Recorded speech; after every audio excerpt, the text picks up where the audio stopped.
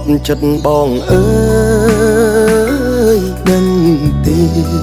ថាបងនឹកអូនខ្លាំងណាស់នឹកស្នេហ៍នឹករឿងចាងចាបងនៅចាំច្បាស់មិនអាចបំភ្លេចបានទេសំណប់ចិត្តបងអើយពេលនេះអូនបានអ្នកណាមើលថែ